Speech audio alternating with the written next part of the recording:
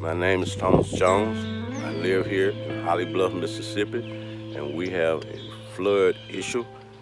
I finished constructing the levee around my house, and we are still getting backwater coming behind my house, and we shouldn't have to go through this.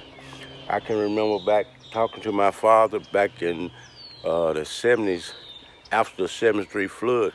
He told me that him and other farmers in this area gave up land to cut this channel, the channel right here that I'm looking at behind this levee. They gave up land on a promise that this wouldn't happen to us if they gave up the land. And my father really didn't want to sell, but he gave up the land because it would help the community. And we need help down here. All my life living here, I never knew about the pumps. I didn't know the pumps was a solution. I always thought that we would have to live through this for the rest of our life, off and on, a few years, all the time having floods. But I know now that we do have a solution, and that's where I think that our elected officials that we sent to Washington, D.C.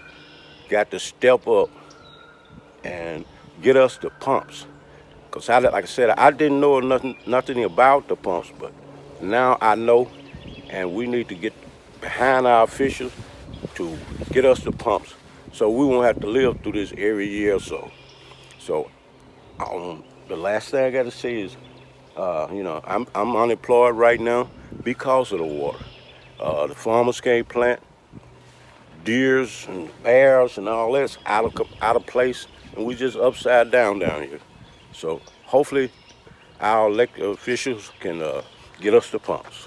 My name is Tracy Harden. I live in Rolling Fork, Mississippi, and I own and operate Chuck's Dairy Bar. The South Mississippi Delta is one of the poorest areas of the nation. 27% live in poverty, and more than 62% of residents are minorities. Floods, or the preparations for floods, are a constant fixture in our lives. One of the earliest documented South Delta floods was in 1927, after which the federal government assumed responsibility for managing the Mississippi River system and constructing structures, including 22 other pumping plants. Later, Congress expanded the government's responsibility, including in 1941, when it authorized the Yazoo Backwater project. The Yazoo Backwater project is comprised of three key features. This system is interconnected, and without all three functioning features, it just doesn't work. Since we purchased Chuck's in 2007, we have seen 7 of the 12 worst backwater floods on record since the levees were completed in 1978. This year, water rose to almost 92 feet. We also had floods in 2008, 2009, 2016, 2018, 2020, and the worst of all, 2019, when the water devastatingly rose to over 98 feet.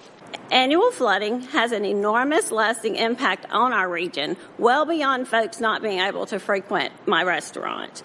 Because they're not making a paycheck, populations are decreasing, economic opportunity is fleeting, lives and livelihoods are being lost. In 2019, we saw the worst of it. 2 residents even lost their lives in that flood. But unfortunately, the residents of the South Delta know we haven't seen the last of it. What we desperately need to stop the annual flooding in the Yazoo Backwater Basin is the final component of the project. We need the backwater pumps. Today, I'm appealing to the rest of Congress and the Biden administration to help fulfill the promise that was made to the people of the South Delta 80 years ago to complete this essential project. Not doing so unfairly impacts people of color and the poor. It is the definition of an environmental injustice, and we need your help to finish the pumps.